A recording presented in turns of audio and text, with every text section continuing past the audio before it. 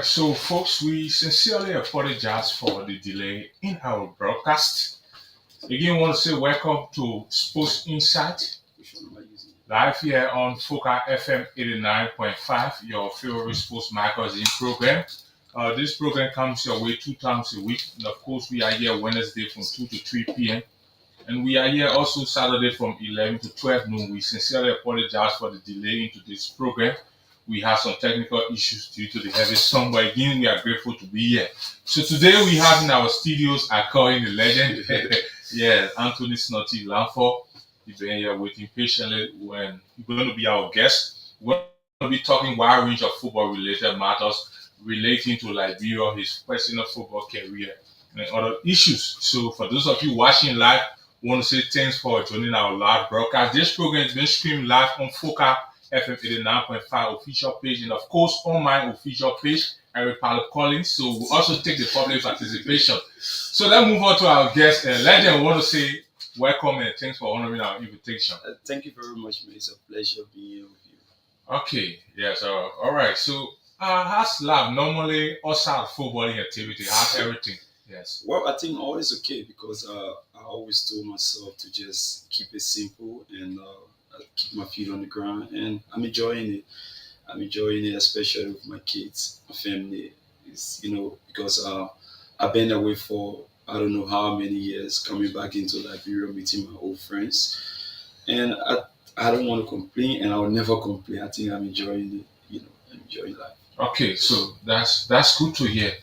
All right, so today we are here to talk football-related matters. A lot of people know Lanford. They have heard the name Lanford. He plays football in Liberia. He played all over the country. He's back in country. But we care to trade into because a lot of people have heard Lanford. Not much information regarding how Lanford started his whole footballing activities in Liberia. Growing up as a kid, how it all started. Yeah. Before reaching at the higher level in Liberian football, how it all started. Well, I think it's all started on a Bowman Bridge. I was born and reared on a Bowman Bridge on the Bourgeois Island. We used to play on Mandela Fee, Gaglo. We used to go in Yucatan and play on Babla Fee.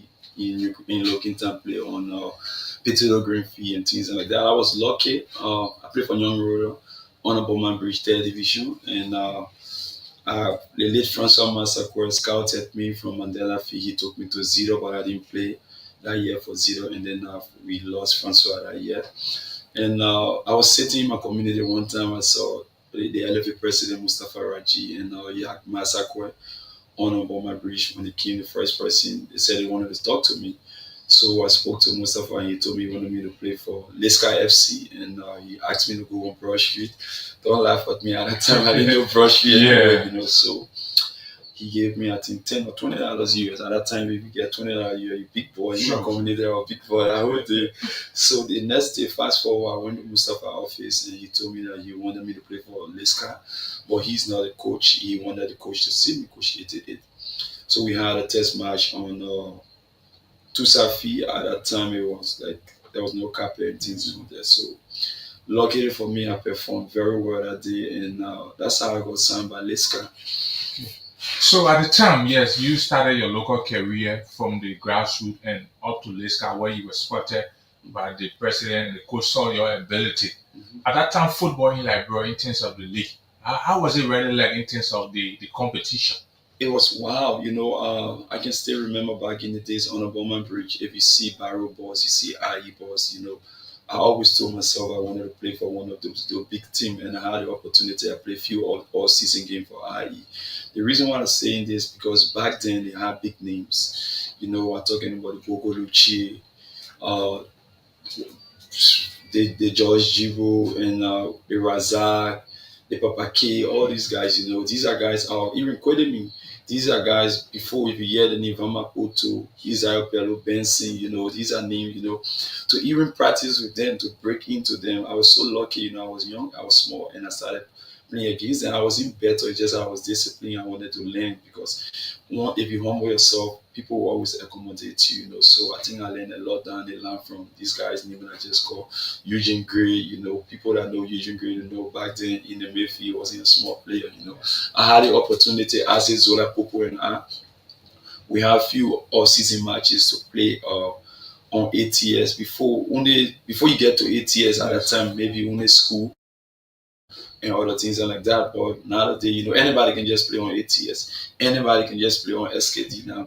Back then, before you get to that level, you should be extraordinary to get there. I had the opportunity to play on ATS at that time. And the reason why I'm saying this, I don't want people to take me, for that are in studio saying negative things about the current generation and things like that. It's just that back then people were taking football very seriously. On Sunday morning, you stay in your community, you see guys then jogging, big names, jogging from Bomabri, Brove, and other things like that. So maybe it was about that time, maybe because right after the war, everybody wanted to move on too. But nowadays, you don't see these things happening. All right. So, Cameo at that time at a very youthful age, sometimes, young people, a lot of social activities, sometimes that you get attracted to that can divert your focus on playing football, what you want to do at the time.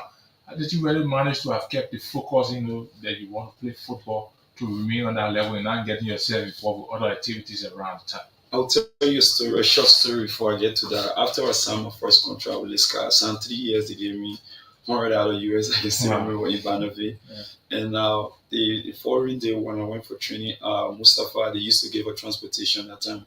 They gave her 1,500 Levote. I took that money and stopped going for practice. So I was in Jonah until at that time. Yes. So I'll go to school and I'll get Prado on Gaglofi. I left Liska FC practice. And then the senior players on the team at that time were Finamwe, Henry Goba, Dofe, Hofano, and they told me, they said, if I don't want to play football, I should just stay away. Because it was because of me they stopped giving them money. The reason why I'm saying this is just that because nowadays we got Facebook, we got other things that, so people, instead of them working on their own game, they want to act like American. Only them back then, I wasn't a European or anything. I was learning from the local guys and so I took my football very seriously, especially when guys that were Finland with Henry Goba at that time, they were doing well in the league. And I also wanted to break into the league because don't get me wrong, I was 16, 17 years old. We were the first people that played in the Premier League. So I saw that as an opportunity for me to grab. And I told myself I won't stop till I left from Liberia. Okay, so where did the opportunity started from at the time to leave Liberia, that is to start hitting the national stage at the time? How did you really attract the attention of maybe the outsiders? So it wasn't me. It wasn't me again. I don't know what should I say. It was a luck or blessing and other things like that because I was in Liberia during the World War One, World War Two, the third World War Three before leaving Liberia, and I was sitting home one time because we came from Intown because I was very scared we went in town. Yeah. So when we went back in Yugutan, we went to look for rice and things, and after the last war, we went to Yugutan to look for rice. So I was sitting home. My little brother or Adolfo Marshall. Now he's playing in Mortar. Yeah, in Mortar now. Adolfo Marshall came to me like snotty, Ezeto Wesley and Nyankwe Bosse want to see you. I was like, wow. But they want you to go to the LFA office tomorrow. So picking out just from running from the wall. So after 2 days, I went in town and I sat in Ezeto office. She told me, she said, oh, we got an invitation for somebody to go to Ghana, but the person is not willing to go. This is an opportunity for you. If you want to go, you can grab it and go. And I told her, I want to go. And they gave me, I think, $200 US a day for me to leave with my little brother, my late brother now. Yeah. I gave him 100, put 100 in my pocket. The next day, I didn't travel with passport. I traveled less in passé. So when I left Liberia, I went to Ghana. My first day in Accra, I was confused, because everything was just different. And even my first passport, I didn't even face my first passport. It was Ezeto Wesley and Nyankwe Bosse faced my first passport. So when I went to Ghana from Accra, they took me to Obuasi, where I met Fatau Dauda, the former Ghana Blaster goalkeeper, Lassan, Yablami, Shaibu, Yakubu, all those guys. And then later on, Bentiglo came to Obuasi. Then I got comfortable because a Liberian was there. So everything just changed. So, yes, you got to Ghana. How was the process like? Because going to Ghana, I think it was another competition you had to go and face at the time. Yeah, it was. So how did you go through all the process? It was different because remember, Ghana football and Liberia football is two different ball games. In Ghana they are more physical, and in Liberia we are more skillful and things like that. When I left Liberia, I was very dry. People that know me back then would know that I was very dry every time, but I had skills. So when I went to Ghana, luckily for me, I lived in the house with Coach Otiakaten, the Ghana Blaster coach. So he the first training session he knew that I had skills. So all he wanted me to do was to build myself. The first day I got in the gym and things like that, I started eating heavy food just to get weight and things like that. So I played few games for Ashanti Gold Feast in Ghana. I think I spent 2 years with them. And then when my contract ended with YC Gold Feast, they didn't want to renew my contract because they hired another person. So I told myself now to come back to Liberia, because everybody wanted to travel because I had money at that time. I think 3,000-4,000 that I could come Liberia, blow it, and be like anybody in Liberia. So I told myself, there's a guy called Coach Lee. I think he worked with the Liberia Football Association now. The beach soccer. So I gave Coach Lee, I think $2,000 or so for him to keep for me. And luckily for me, through Coach Lee, I met Kofi Poku, or a Ghana guy who were related to, who used to help Treasury in Ghana. So Kofi Poku told me that he cannot do anything with me except he see me play. So he took me to play Bahia football, if I may say, like commercial football. But the guys and I were playing among, he could see that I was different. I had class more than them. Luckily for me, I don't know again, he went on the internet, he saw this guy that asking that he's looking for a midfielder. Don't get me wrong, remember when I started, I was a midfielder. So they were Jomo Cosmo looking for a number 6 player. That's how I went to South Africa through an invitation for Jomo Cosmos. Okay, so that's a great journey against Focal FM, the 9.5 Sports Insight. We are here today, and our guest is Anthony Snotty Lanford. We're talking football. We just really you a bit through his history, how it all started from Liberia and leaving from Liberia, going to Ezra to continue his football journey from one point to another. I think it has been a great experience. Some of you that are following, if you have concerns, you can register your concerns by means of the social media. And those that are listening to, we're also going to announce the number of people who want to participate. So if you are following live, you can also put in your comments in the comment section. And we want to read that out to the guest so he can respond to you. Sure. All right. So moving from Ghana now to South Africa, because you left from Liberia. Yeah. When Ghana, you adjusted. So my first day in South Africa, well, the guy that I went to in South Africa, like he wasn't an agent. Okay. Well, if you go on yourself, everything is just happy, And I went to South Africa. It was in. So I went to South Africa winter time. Like the cool already used me. I can remember my first morning training with Jomo Cosmos. I went like an ordinary person because those guys, they were in the gear. So my first training with Jomo Cosmos, the assistant coach came to me. He was like, "You're not that guy that the boss going to sign." So I got disappointed in myself because I knew that that practice I trained very well. But Jomo went to France that time. Jomo he's a businessman and he's the boss of Jomo Cosmo. He's the coach. He coached Bafana in '96 World Cup. So after 2 days when Jomo came, Jomo asked then that he wanted to see me. So they collected these guys. We play against a team and I scored 5 that day. And don't laugh again, another story coming up. So Jomo said that he cannot sign me because I scored 5. He wanted to take me to Swaziland. Wow. Swaziland is like South Africa, let's say Sierra Leone, Liberia. Yes. So I felt when he said Swaziland, you're talking about Switzerland. So I was like, wow, from Ghana, I'm going to Switzerland. But luckily for me, Jomo was going to Swaziland to promote his Sharks, like Red Bull. So all the senior players in the league, the Jabu Pule, the Steve Lokuleya, all the big names, they were driving. At the time, I don't have a car. Nobody know me in South Africa. So they had a convoy. I sat with Jomo in the car.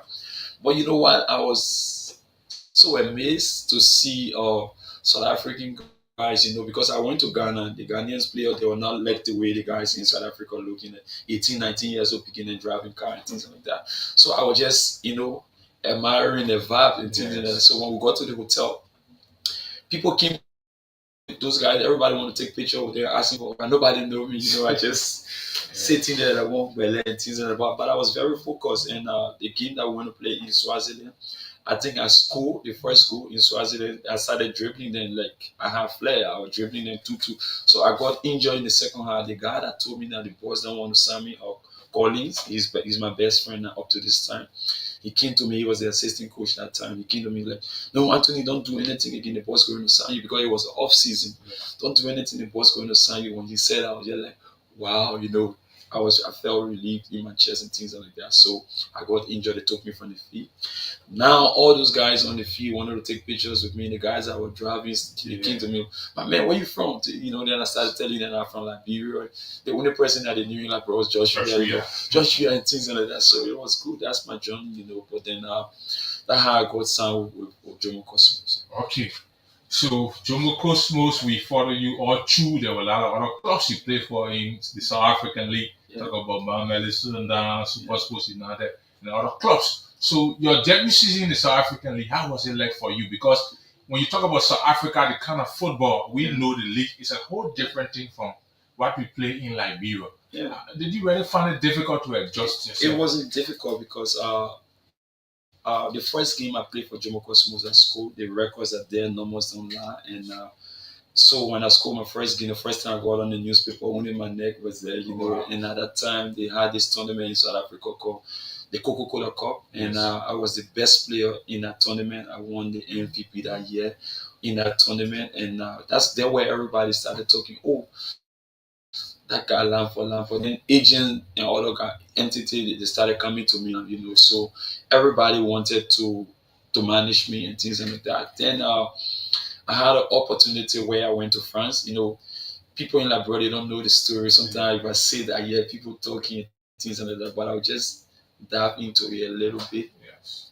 So Jomo was the one that organized the deal because he had this guy called Jean Christophe in Ghana. I went to Holland first. I was in Holland for 2 days before going to Paris. Then from Paris I went to Marseille. When I went to Marseille, where I met Racing Uloma, I met Boubadio, all those guys that were playing for Senegal at that time. Most of them were playing for Marseille. So I was to sign for Marseille, but then the Ghana agent, he was in London. He got on the train to come to my hotel. And in France, it's not like Liberia or anything. Yeah.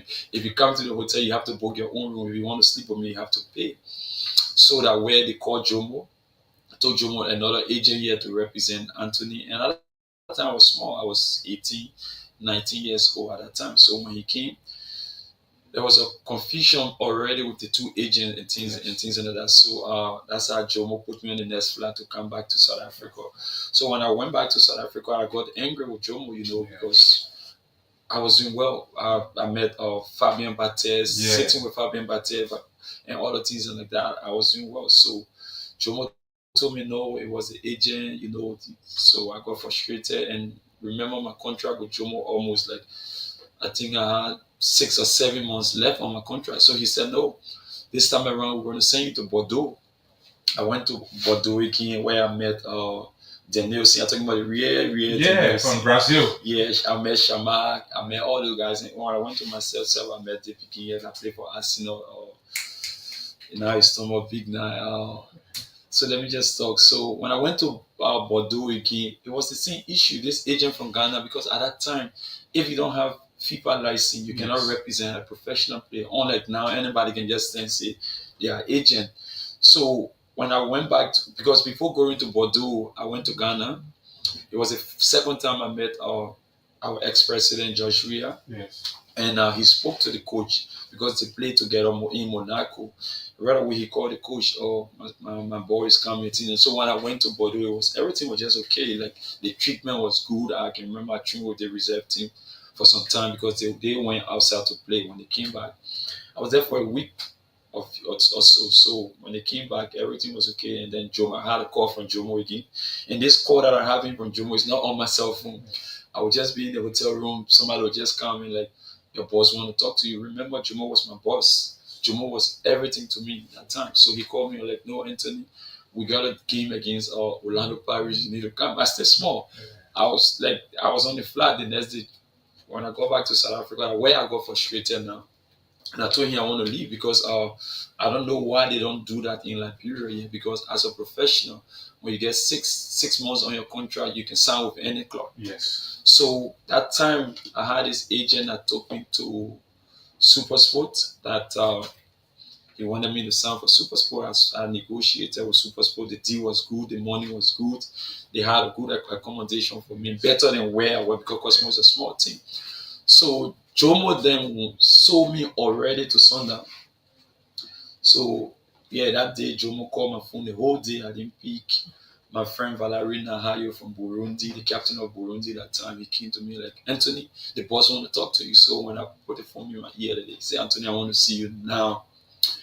So there was a time, if football lover, football people that follow football, they said that I got suspended or I was training with the development in South Africa, Jomo Cosmos. So I went there, Sunday came with the whole crew. They were like, no, we're taking you now, we're going to unveil you today because we already paid. I said, but I didn't receive any money from Jomo, and by the way, I signed with SuperSport already because I cannot sign 2 contracts. Jomo got angry, started using all kind of Yeah. So he told me that I would never train with Cosmos. With the 6 months, I would train with the development team. Luckily for me, I got called up by Lone Star. We were to go Germany that time. I don't know what happened, what not happened. They took women passports and things into the embassy. At that time, we had a work coach. So we couldn't go Germany. We went to Morocco. We were there for some time. So after the trip in Morocco, when I went back to South Africa, the league already ended. And then I moved to SuperSport. Then when I moved to SuperSport, my first year I was the higher goal scorer for SuperSport. Second year higher goal scorer for SuperSport, and I won the league 2 times with SuperSport. And Jomo and I were having a beef, and I always wanted to reach out to him. Yes. There was a time where I met him in a hotel, and he called me. My boy came. I went to him. He apologized to me. He said what he did was wrong, and he won't allow someone to do that to his son. Up to this time, but Musa Sono is my best friend. He even want to come to Liberia. Jomo and I were cool. The reason why I'm saying this because you don't bend bridges. Sure. Myself, I apologized to him, and I also told him that if we could take the opportunity that we had long time, I don't think we're going to get to where we were, because I took him to be my dad. I wanted him to do everything for me because he had connection, but he didn't use it properly. And you really wanted to play in Europe. Of course, everybody wanted to play. I had the opportunity. I won't lie to you. Looking at the opportunity, slipping away. Yeah. But again, I had other opportunity to go to Europe, but I was looking at the money. Oh. You want me to go to Sweden, you want me to go to Norway, Denmark, and other places then, but in South Africa, I'm earning $100 liberty, and you calling me to go to Norway to give me $20, I won't take it. That's the reason why I didn't play the other side of Europe. But I had opportunity to go to Europe, and I even had opportunity to go to Real Salt Lake in America, but the offer wasn't good, so I didn't take it. Okay. It was all about the money. It wasn't about me going to Europe. I've been to Europe so many times on vacation, but it was about me doing things for my family. Sure. Today I got a house for my mom, my late mother, my little sister. She's not paying rent. I got house on the highway. If I didn't put myself together, I don't think I was going to reach this stage. Definitely. Mm-hmm. All right. So, all you playing alone, I guess you've been followed closely by people from the local scene. Mm-hmm. So, how did you call up to the national team of Liberia? Where did it start? I got called up when I was playing for Liska. I told you right after the Lone Star playing no ceasefire. So I had spray on my head. So during the war, I used to go to my friends in Jean Pierre and Jericho Son Giambo. Right in West Corner, Cutting Tree there. So we used to camp at Noam Hotel on 3rd Street. Now they changed the name. I don't know better Casa or what. Where we used to camp. So my first game was for Lone Star was against Ethiopia. But I didn't play that game because I didn't have passport. I was Solomon Green, myself, and also other guys. And so I sprayed my hair when I got down what else the guys in with the corner. I took all the pictures. She let me a divide for one play. So but I got caught up when I was in Liberia. So my second call up when I went to Ghana, and then we went to Gambia. It was my first game. But I was already in the group. All right. So quickly, we want to wrap up on the South African issue because from Sundown, you have to go to Mamelodi, Sundown too. So again, because initially there was a deal you talked about, they came and you told them you are already signed with SuperSport United. So meaning they still had an interest. Yeah, but the SuperSport one was easier for me to leave because I already won 2 league titles with them, and I was the best player in South Africa for 2 years and things like that. Then Sundown came in when they came It wasn't something that I could refuse. The offer was good. Wow. Super Sport was happy and things like that because Super Sport, the management, they called me to multi choice. Multi choice is DSTV, where they Yes. sat with. So I went, I sat with the boss. I was like, "You happy?" He said, "Yes." And that's how, up to this time, like Super Sport, if they're doing anything, they mention my name because of what I did in the club. So when Sundance came, the first person that I met was Patrice Motepi. And the CAF president and the current CAF president, Patrice Motepi, like my boy, we've been following you for years and things like that. They bring a project and I was part of it and I took it. And my first year it was terrible, we didn't win anything that year. Second year when they brought Piso, we won the league and then we started winning league and things like that before winning the Champions League, going to win the CAF Cup, the Super Cup, going to play in the FIFA Club World Cup in Japan and things like that with Sundance. So I won the league 11 times in South Africa. Wow. Yeah, That's I so won great. 11 league titles in South Africa. That's a very great feat. Yeah, we went Namibia, we won the President Cup, we won Botswana, Zimbabwe, we won Robert Mugabe Cup. And I was lucky enough down the line, I met leaders, I met Nelson Mandela before he died and things like that. So for me, I think I just been blessed through all my journey. Sure. That was an incredible experience. Yeah. Now, so talking about our own local, our national team, that's the Lone Star of Liberia. Many years he played for the Lone Star, and at some point in time, he even served as captain of the Lone Star of Liberia. Yeah. All true. What are the experience like playing for the Lone Star of Liberia, especially went to some competition at some point in time? You guys came to close to qualifying for some major competition in the end. It did not work out. So I've been on the team when I was young, as I told you, right? But again, like if you get experienced players, when I got on the team, if Lone Star lost, nobody gonna attack me. They attack Diva, they attack Kevin Simo, they attack Oliver McCoy. These are the message I would preach to the younger guys. So the breading wasn't on my head at that time. So when Diva then started leaving the scene automatically because I've been there a long time. When Musa Bede came, I was the captain. I was lucky I captain Kevin Simwe, Joe Namwe, Louis Creating, all those guys, they play under me when I was the captain. Then the pressure started coming on me. Yes. Like, if Lone Star lost, Anthony Lapa, if you see Anthony Lapa, this and that. These are things, when you go to Africa, you will score goals, you come here, you don't score. But they forgot to know that I was giving the country 120%. It wasn't about me scoring. If anybody scored, I was happy, Yes. But then later on, I told myself, like, I don't need a total Lone Star, I started taking pressure on me, then I started to shine. But again, like our problem today, right, with the national team, I think we need experienced players. The reason why I mentioned dividing because if you get experience, there's no pressure on the younger guys. Yes. The greatest mistake that we ever made was to allow Coach Peter Bogler to come and drop to Netize, where the guy is William Jebu, the senior players that were in the team that time. Because now, right, we left the scene. They left the Netize if he was stay active. I'm not talking about now because he's not active, right? Sure. If he was stay active, people at Netize, the TOE, these are guys that are supposed to be guarding the younger guys. If you look at our team today, Oscar Dolly, the only guy that maybe spent 6-7 years on the team. And national team is not like club football. National team is different. People at home listening to radio, thousands of people going to the stadium and things like that. So the pressure is just different. If you don't know how to take that pressure, they'll say you FCC, but you're not FCC. It's just that it's different. So my appeal to the LFA and things like that. If we get coaches that come in to coach our national team, we should set a guideline. We should get experience. If there are 2 or 3 players, if even that person is not playing on the team, right? But we should get somebody to guide the younger guys. That's the only way we can go for. Because in my generation, I was the leader for my group. Yes. And I think I led them well up to this time. Me and my friends, then we can talk, And the guys that came on, that met us in the group, I'm talking about the Pat Shemon, Nana Pat Shemon, but they're supposed to be senior players on the team. But we allow to spoil our national team today too. We're going to take 3 to 4 years before the children go into jail. You can see that they're making a lot of effort. But people think that if you see, but most people go to the field, they don't analyze game. If you go to the stadium, you sit, you analyze, you see the work rate, you see the effort that they put in. It's just that they're just lacking a little bit things, and that's the basic. If they got people that will sit with them, look, my man, you need to do this. Like for me, when I got on the team, the late Francito, I shouted at him 1-2 times. He gave me $300 after that game. They were chilling. I was picking that time. He said, "My picking, you get boss." But who on the team not going to shout out Oscar Dolly?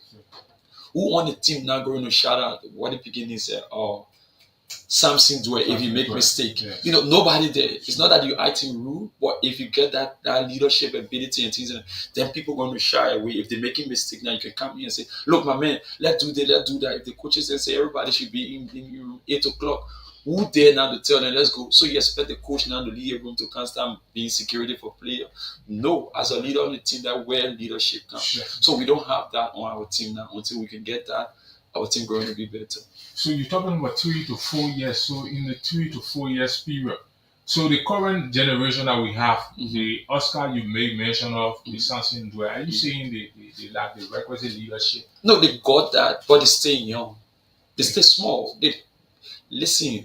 Don't get me wrong, right? Sure, playing for your club team and playing for Liberia, it's two different things. Sure. Being on your club team and being a leader for your country is two different things. So for Oscar Dolly, you can see that he's a leader, but he don't talk. Yes, it's not talking to. Samson Dwyer is a leader, but let's say if I'm on camera, can Samson Dwyer shout at me? No.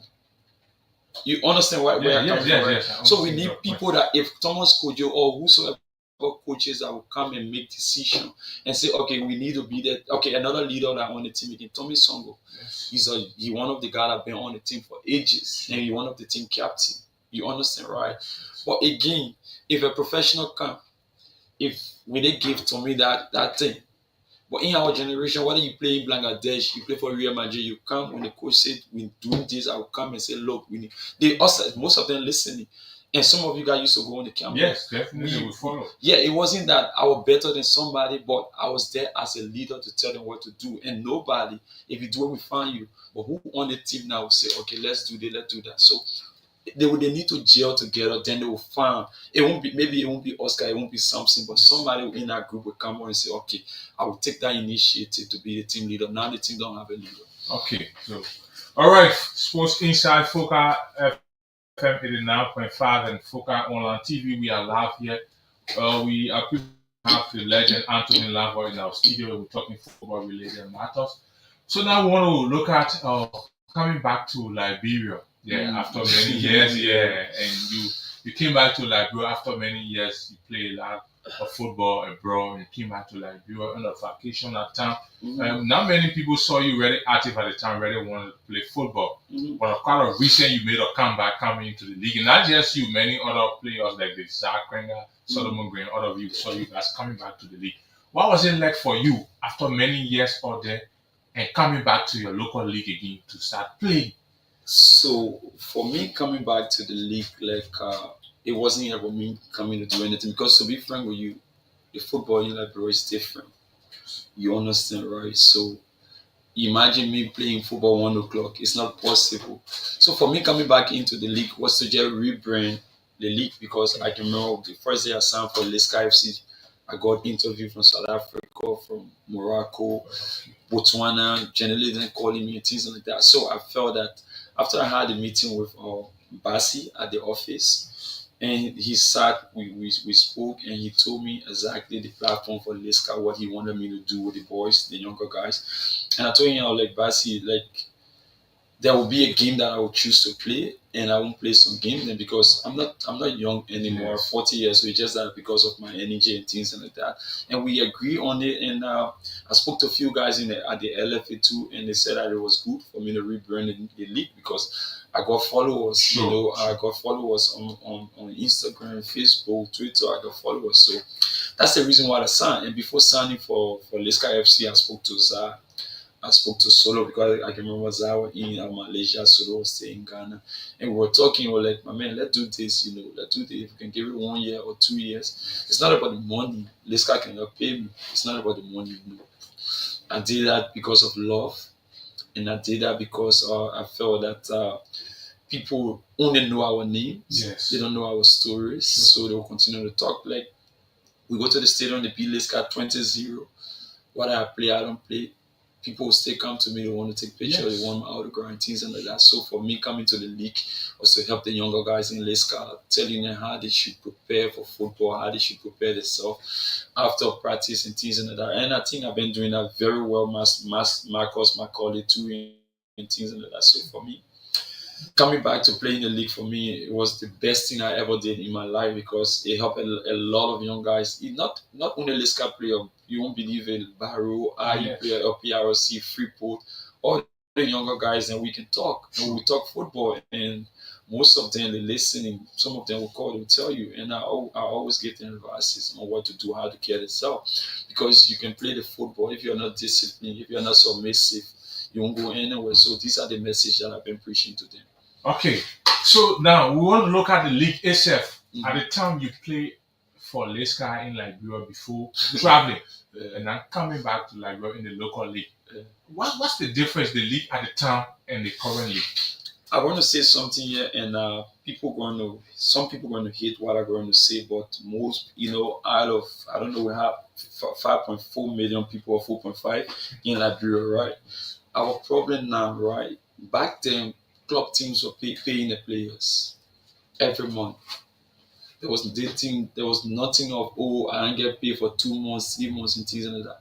Now in our league, it's so sorrowful and it's wrong. And put in order.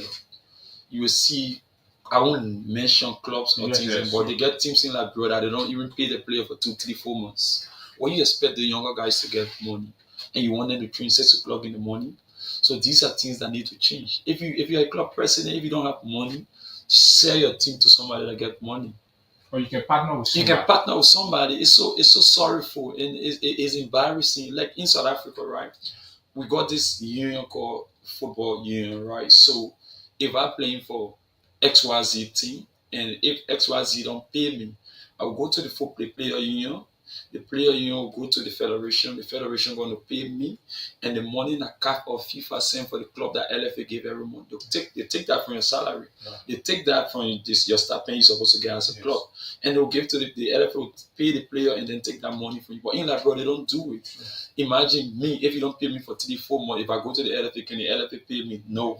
Because in South Africa, there's a program. We need to set all these things because Anthony Lafort, if I cannot pay a player, what should I get a team?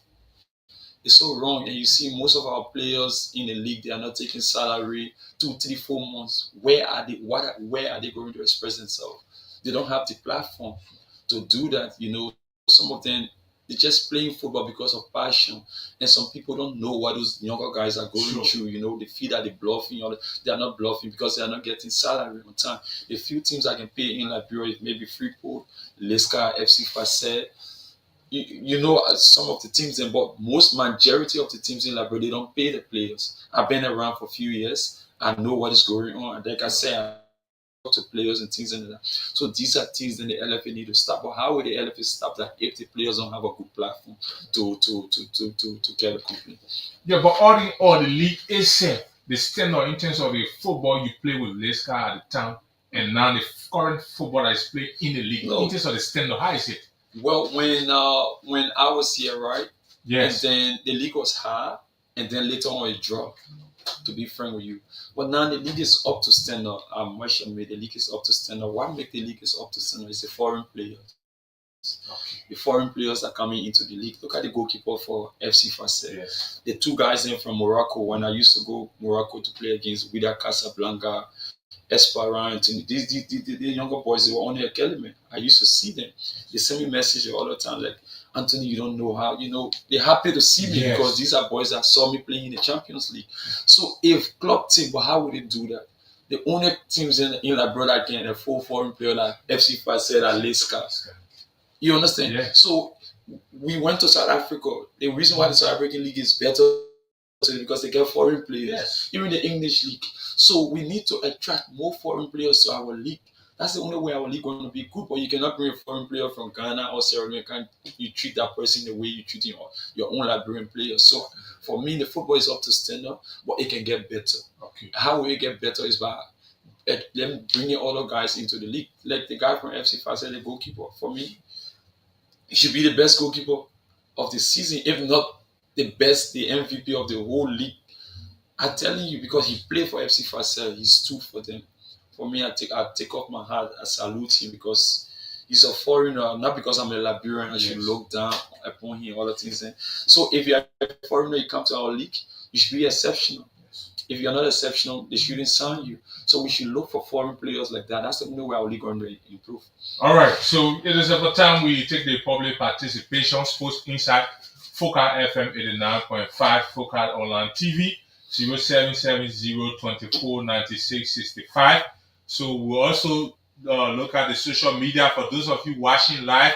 If you have a concern, you can just leave your concern in the comment section and we're going to read that out for you. I think we have a concern here. Yes, we have one concern here from the social media. Abraham, yeah, he said, please ask the senior player what are his young guys who play right now in Liberia.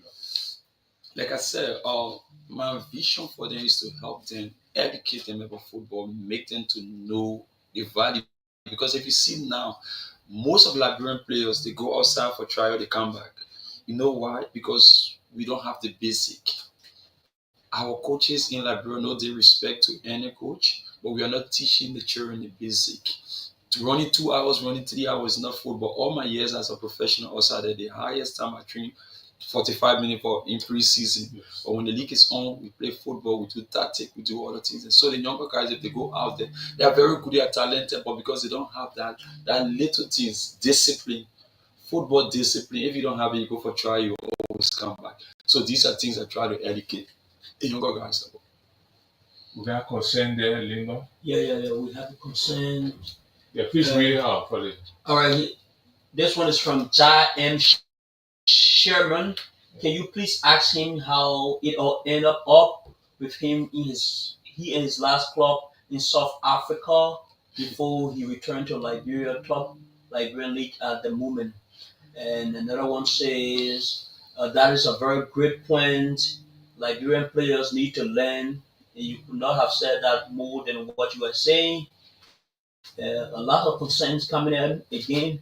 Uh, this other one say, "Hey, my legend," and so forth. Okay, I think so far. Yeah, I think So he asked about my former club, right, Mamelodi Sundowns. Wow, it was good. Like we up to this time, like I'll be traveling to South Africa again because I think we just qualified for the CAF Champions League finals. So we that won the Champions League, they're inviting everyone of us to South Africa to do that. So we end up very well. But again, after I had my operation, when I came down to bury my late mother, when I went back to South Africa, I couldn't, then I lost my brother during the COVID time. So I couldn't like get back to myself and things like that. So sometimes we had an agreement where they paid me off my contract and then I moved to Chepa United. But because I wasn't okay, like after I lost my mom, my dad, I wasn't my little brother, sorry, I wasn't okay coming from the net because I had a knee operation where I rested for 1 year. 3 months we were out playing football straight 1 year, 3 months. wow. So I couldn't get back, So up to this time I still feel a little bit pains in my knee. But sometimes we got a good relationship. So currently you play for Leicester, right? Yeah. You currently play for Leicester. Leicester is in the Orange Cup finals. They to win the cup, there will be an opportunity for another international representation. Yeah. Do you hope to play again on the international stage, especially in the cup? We have to win the first before we sit out play. But it would be great for me to just if I play in the CAF champion, let's say in the Confederation Cup or the Champions League, it's not a morale for me. It's a morale for Liberia. It's a morale for Liberia because me going to play in the CAF Champions League or the Confederation Cup. It's a morale, it's a news. CNN, BBC, all those guys are going to carry. Anthony Lafort, he won the Champions League, now he's back. You know what I like about myself? Outside that people always say the Liberian international. So whenever they say that, it fall on my country, Liberia. So if Leicester win the Orange Cup tomorrow, definitely I will play a game in the Champions League just to rebrand the league again and to also sell Liberia out there. Okay. So we have another concern from Ishmael S. Willie. He said, "Good afternoon, family, and I'm glad hearing from a humble young man who have given his all for our national team. I wish him very well, and please extend my greetings to him. Say I sincerely love you and the coach, the former coach from Tosa. Okay. The coach.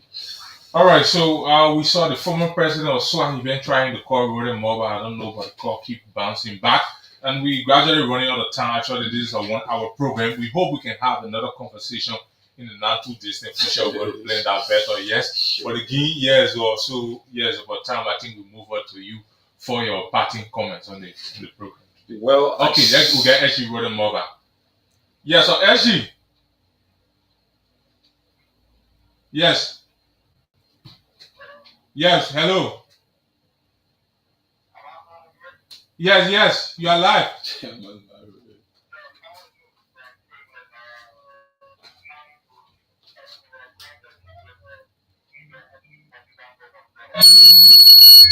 Yeah, he getting you. He's getting you.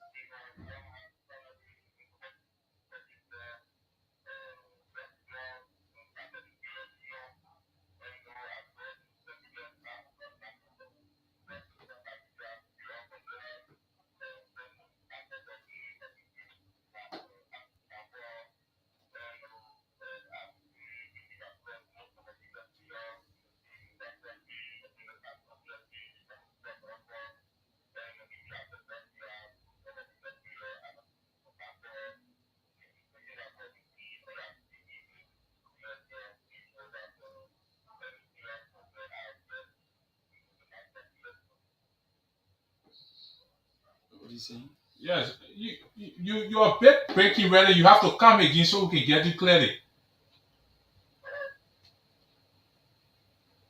Wow, I don't know. He was asking. You're raising a concern, but I didn't really getting through. Yeah, Myself, I didn't get anything. He was trying to. Really always been around. You know, he was one of the guys that when we started our career, he was a top class sports journalist back then. You know, so I believe that he knew a lot about football. All right, so we have another concern. Yeah, is John Nightingale. He said, "How was the transition as in living condition from South Africa to Liberia, and what next for him?"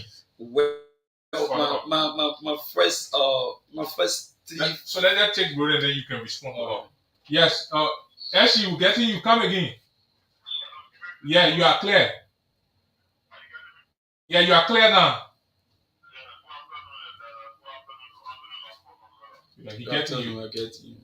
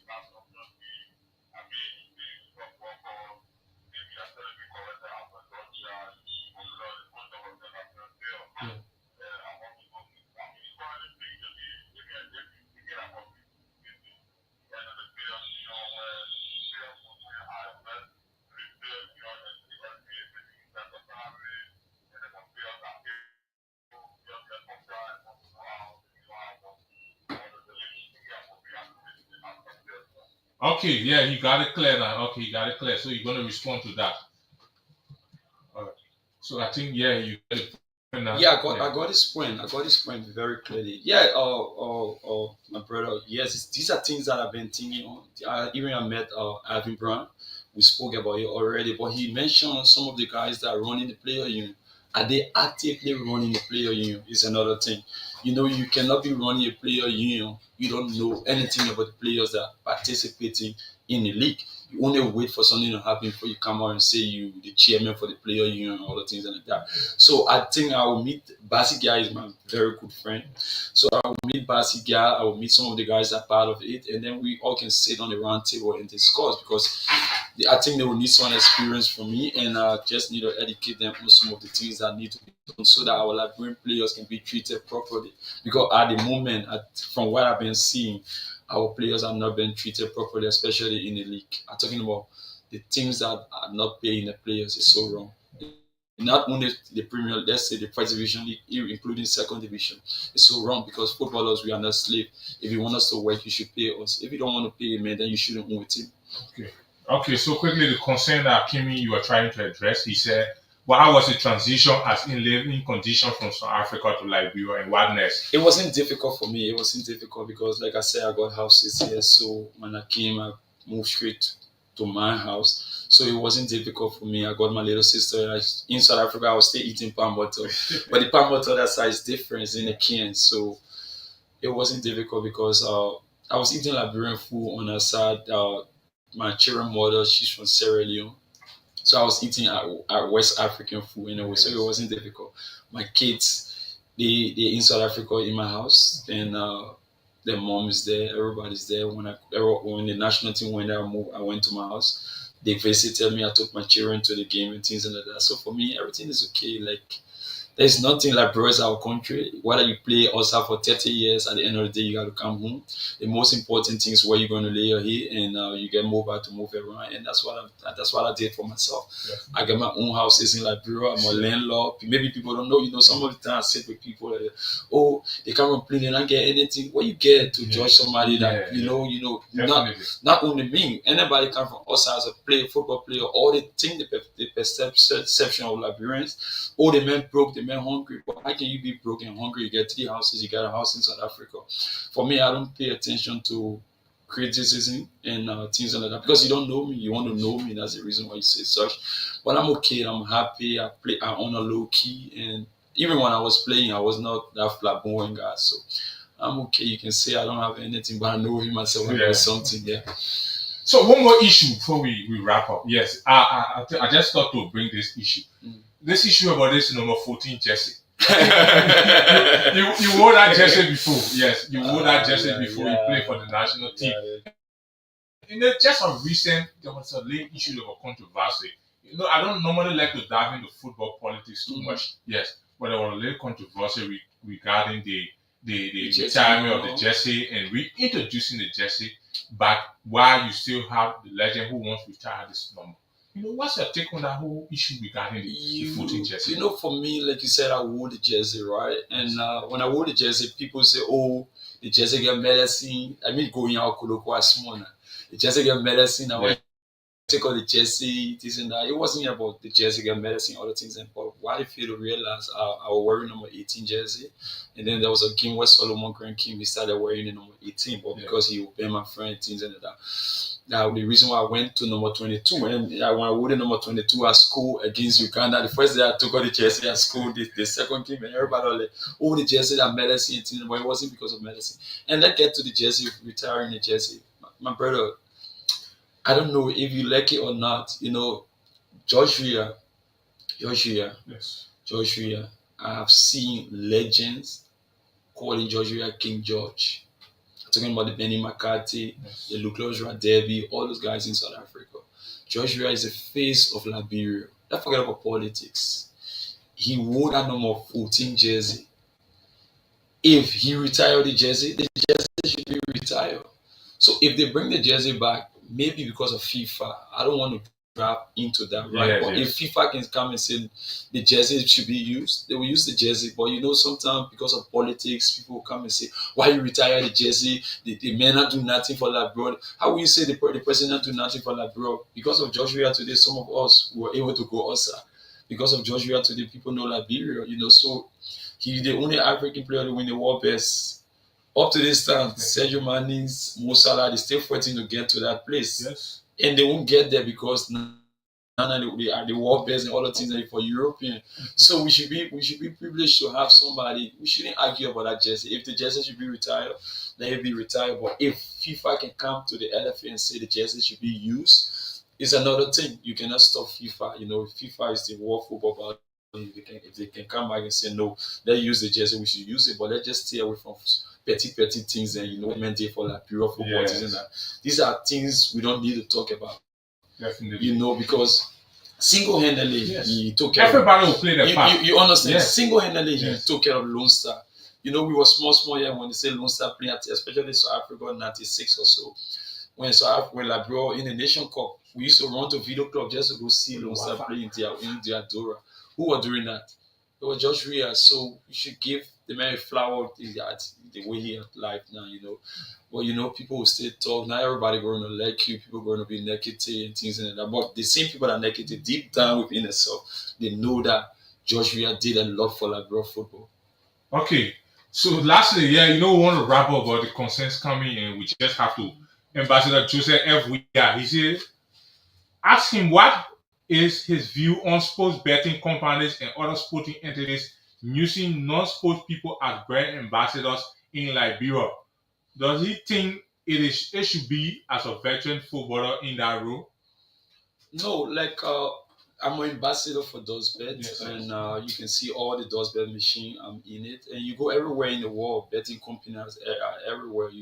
So all left with the company who they want to choose as an ambassador and things like that. You won't stop it. Same with nothing. We people been betting, and for me, I don't bet. I never bet before. Even when I was in South Africa, I don't gamble, and all the things like that. So you're talking about young guys. I don't know. You're talking about below 18 or so, because if you are 19, 18, you are not young anymore. So if you got an endorsement deal, you need to take it because it will help you, rebrand yourself, take care of your family and other things like that. Today, I'm an ambassador for DozBet. I'm an ambassador for having beer, and got a lot of tea coming because of the way I've been carrying myself and because of my platform. Okay, so yes, it's about time. I think we wrap up. We just take your parting comment. I think we have talked almost all of the issues. We still here.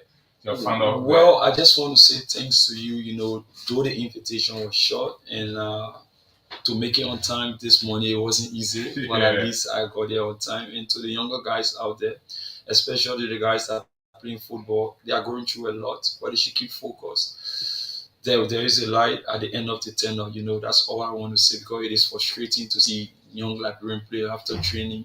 To even take shower, like after training, you need to take shower before you go. You see people get clocked in. They don't even provide area for players to take shower, because you don't expect someone to train and go and sit in the taxi to go home, or even sit on the back as a footballer. These are things I think we need to sit around the table. We need to bring a lot of things to our league. At the end of the day, they say the children are dirty, but they are not dirty. But after training, they get table. Something even on practice pitch, they need to get shower room on the practice pitch. To Safi, they need to get shower room that after the players can go take shower, wear their clothes, and then go. But you not expect let's get boss. Freeport get boss. The other teams then I don't have boss. I live in Bowman Bridge, right? I finish training. I don't take shower. Sit dirty in a bus to go with people to say, oh, the man smelling, the man dirty, but the man not dirty. You understand where I'm coming from, right? Before you get a team, you need to put your house in order before you get a team. And the LFA also need to do a lot of things with the club, with the facility that they're using now. All right, so there you have it. Anthony Snotty Lafor, I call him the legend. We've been here talking sports matter. We're talking a wide range of football-related matter relating to Liberia. It has been nearly an hour plus sports conversation. Like we said, we can't talk all today. So we'll still have another time. We'll continue to talk because we want for football to get better in Liberia.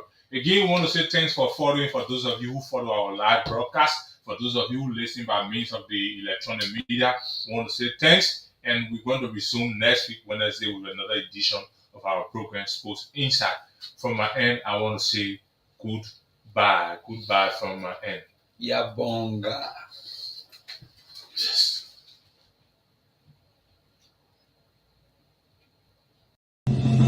Fuck out TV. bringing you innovation to broadcasting, news, views, comments, and analysis of issues happening in Liberia and the rest of the world. Focal TV, with check and balance, we bring it as it unfolds. Focal TV, bringing you face to face with newsmakers in town. Focal TV, the best online platform in broadcasting. Focal TV, located at Tobo Village, Somalia Drive, Liberia. Be the part and experience the best in online broadcasting. Keep focal.